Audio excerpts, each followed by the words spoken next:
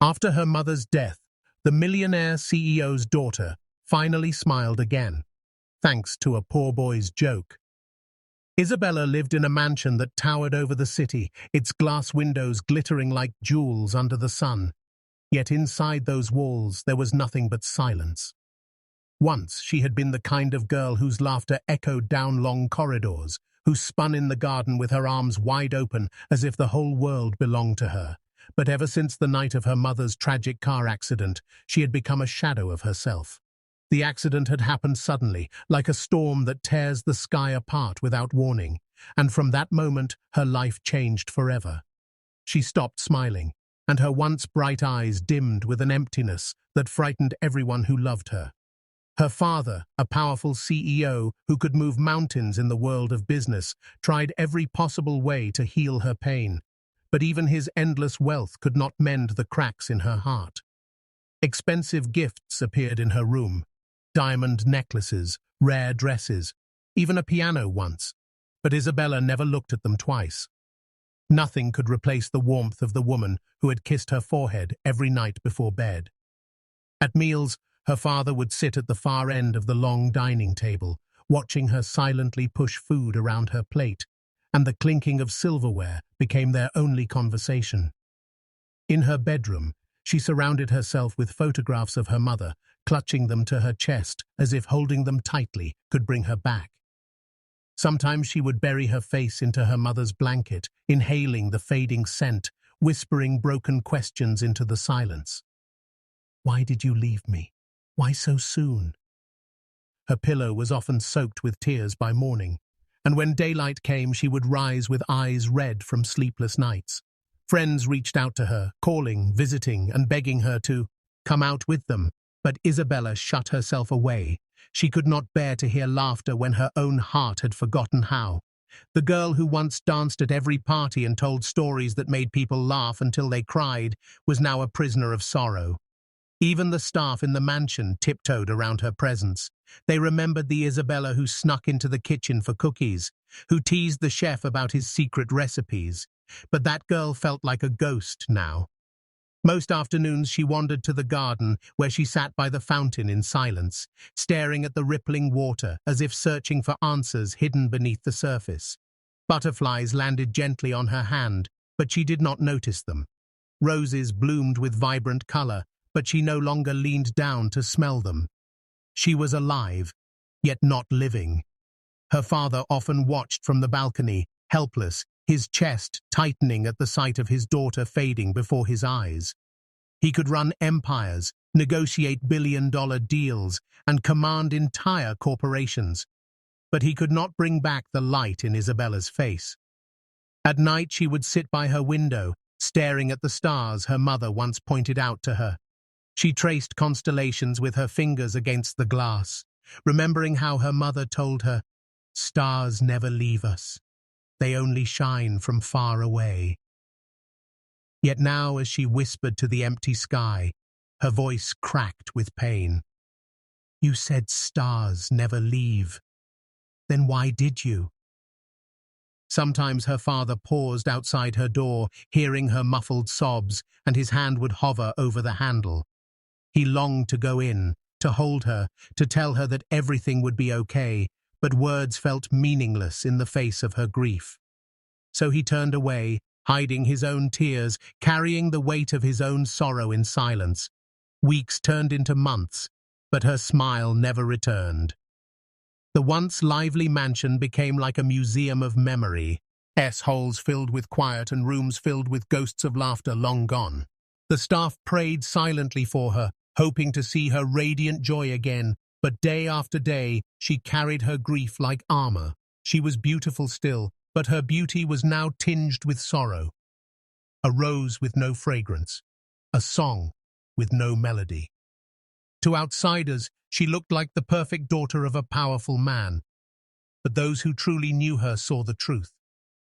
She was a girl trapped in grief, a heart that had forgotten how to smile. One quiet evening, when the sky burned orange with the setting sun, Isabella stepped out into the mansion's enormous garden. her fragile figure moving slowly as though even the weight of air pressed down on her shoulders. The path beneath her feet was lined with roses and marble statues, yet none of it touched her heart. She walked without direction, her slippers brushing the gravel, until she reached the old stone bench tucked beneath an arch of climbing vines. Lowering herself onto it, she folded her hands in her lap and stared at the flowers before her, their beauty wasted against her unseeing eyes. Her father stood at the far balcony, leaning on the railing, watching her with silent despair. He had built skyscrapers that kissed the clouds, led men twice his age with his unshakable will, and conquered industries where others failed. Yet tonight he looked smaller than ever, powerless to heal the wound his daughter carried. His heart ached as he saw her fingers gently pluck the petals of a red rose, letting them fall one by one to the ground, as though she were dismantling the only beauty left within reach. The garden, once filled with her laughter, now carried only the faint whisper of leaves swaying with the evening breeze. At that very moment, a boy named Daniel crossed the pathway, his shoulders bent beneath the weight of tools slung across them. He was the son of a poor gardener who worked in the mansion, and though his clothes were simple, his eyes held the sharp light of a dreamer. Daniel noticed Isabella sitting alone, her face pale in the twilight, her eyes hollow like the surface of a still lake after a storm. He hesitated, his steps faltering, because she belonged to a world so far above his own. He had seen her many times before from a distance, always moving like someone untouchable, the daughter of wealth and power, while he remained nothing more than a helper boy fixing fences and trimming hedges. Yet tonight, she didn't look untouchable. She looked heartbreakingly human, fragile, and lost. Daniel swallowed, adjusting the handle of the watering can that knocked against his knee, unsure whether to walk past quickly or to pause. The silence of the garden pressed on him, urging him forward, yet his courage lagged behind. He told himself it wasn't his place, that her grief belonged only to her family, but something in her stillness unsettled him. She seemed like a bird trapped in a golden cage, wings too heavy to fly. He almost kept walking, but then her fingers brushed another rose, plucking its petal with such quiet sorrow that his chest tightened. A part of him, stronger than his fear, whispered that perhaps even a poor boy could offer a single moment of comfort. He slowed his steps, letting the sound of the gravel crunch softly under his shoes. Isabella's gaze shifted slightly, noticing movement from the corner of her eye, though she did not raise her head fully. Daniel's heart pounded. What could he possibly say to her? Words felt too small, and yet silence felt like cruelty. He bit his lip, gripping the handle of the rusty spade in his hand, and for a second he almost turned back. But fate, in its strange way, held him still.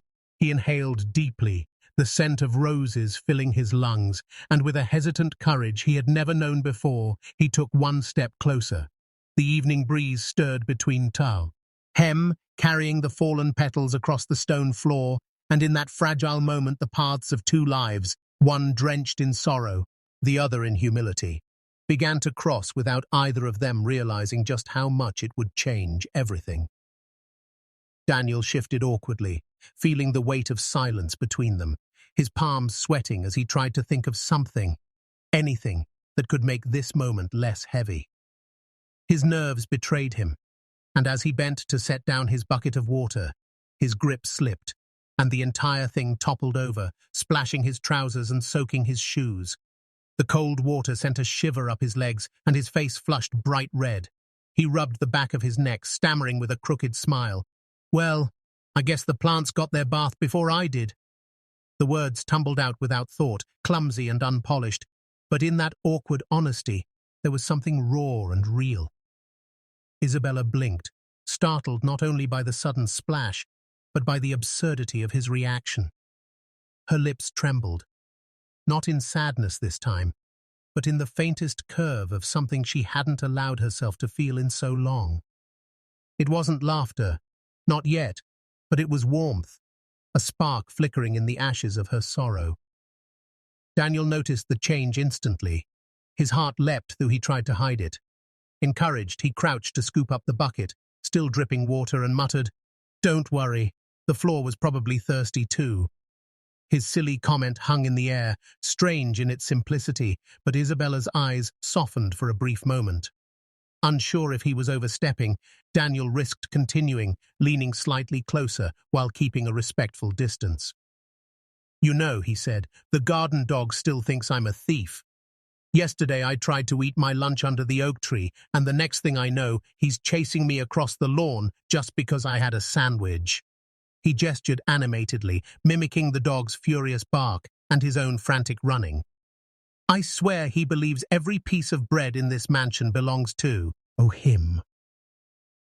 Isabella's gaze lifted fully now, caught between disbelief and curiosity, watching this boy act out his story with more life than she'd seen in weeks. His arms flailed as he described himself tripping over a rake, nearly losing the sandwich in the air, only to snatch it back at the last second, like a desperate hero saving treasure.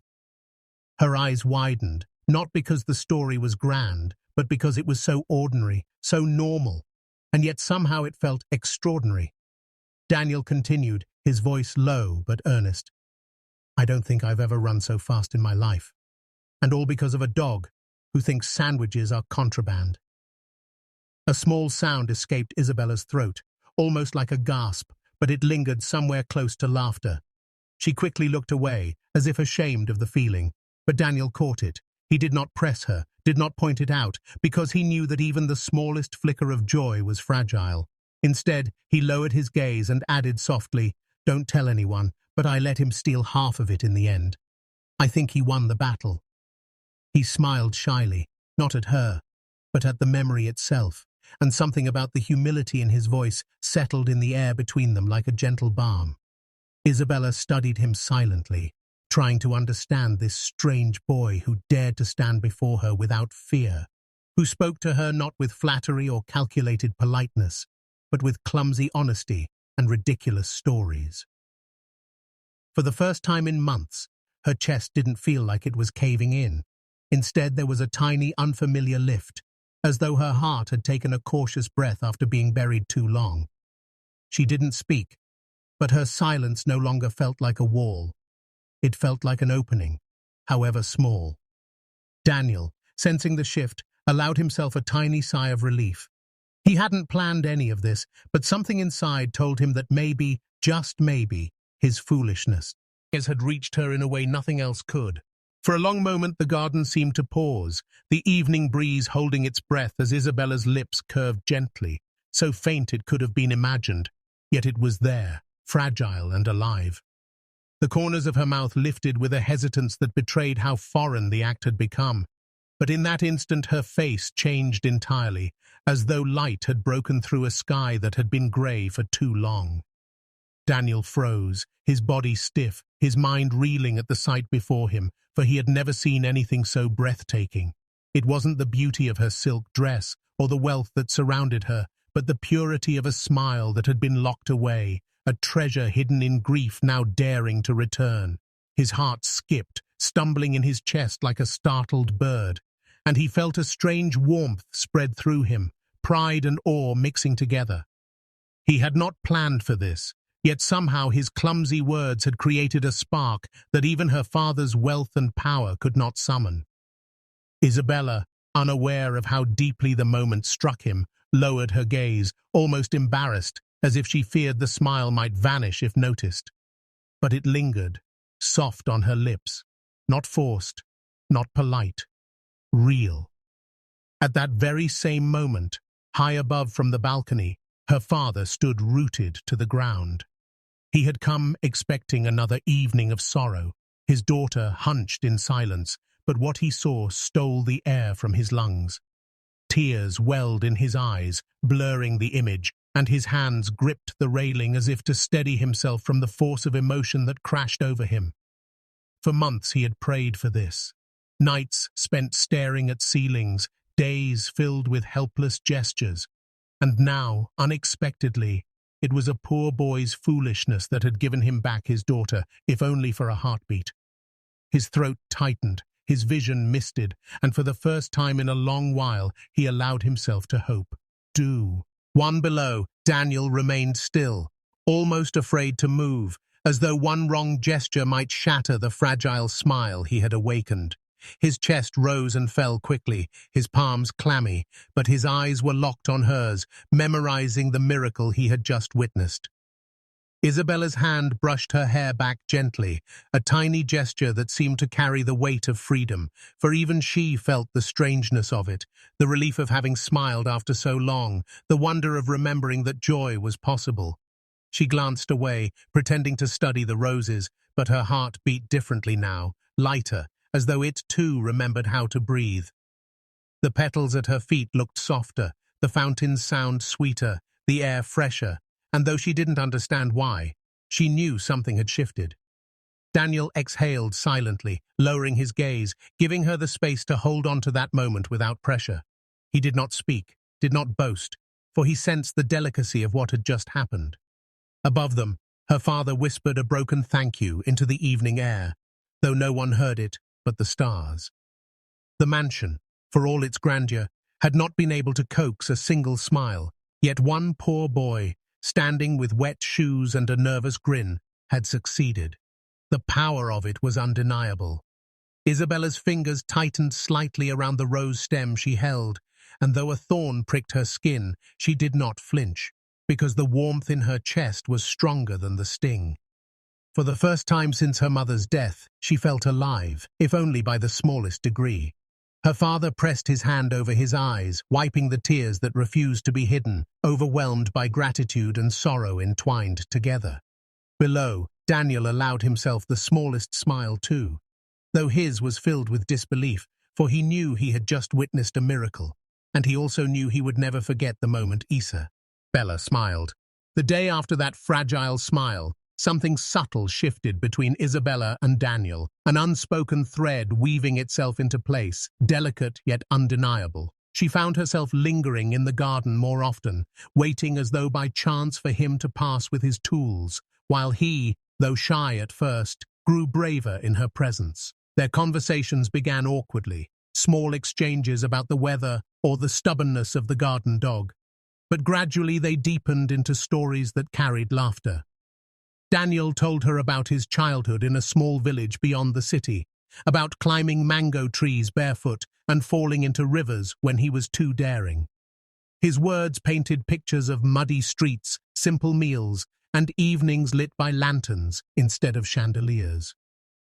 Isabella listened intently, her eyes widening at a world so different from her own, a world with little wealth but so much spirit. He confessed, half laughing, how he once tried to catch fish with his bare hands and ended up wrestling more mud than water. She laughed softly, a sound that startled even her, and Daniel's chest filled with pride at having drawn it from her.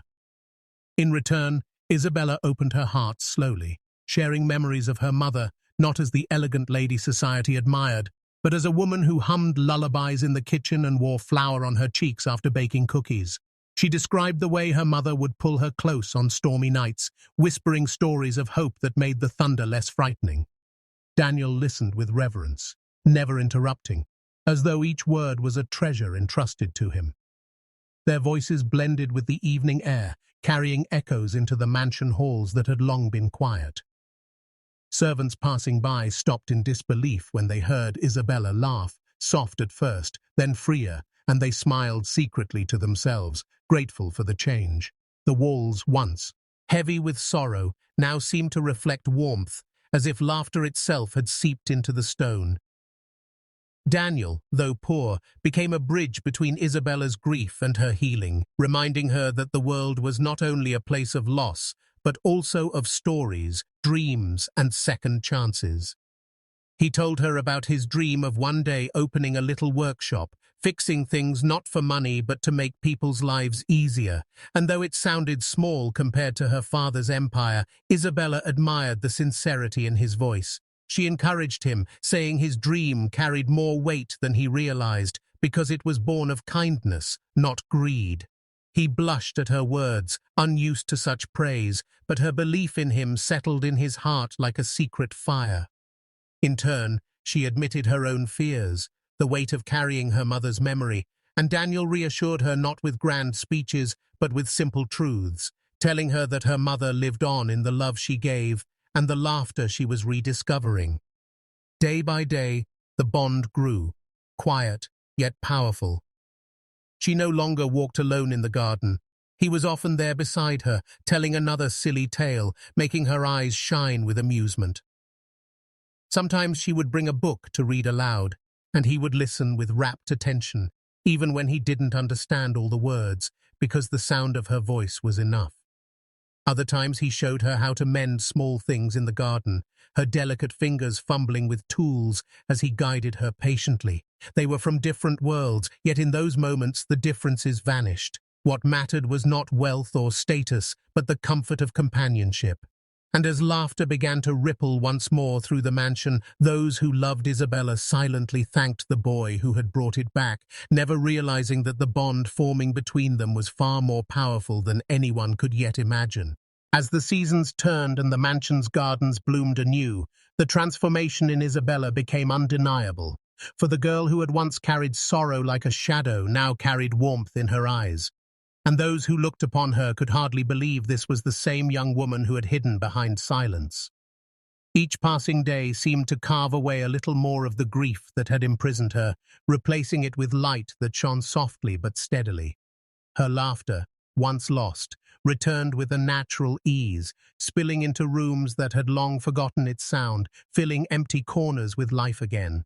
The staff noticed first, exchanging quiet glances whenever her voice floated down the halls, their hearts lightened by the miracle unfolding before them. Friends who had once tiptoed around her sorrow were welcomed again, and though her heart still carried memories of loss, she faced them with strength instead of despair. Her father, who had lived for months with the pain of helplessness, saw the change most deeply.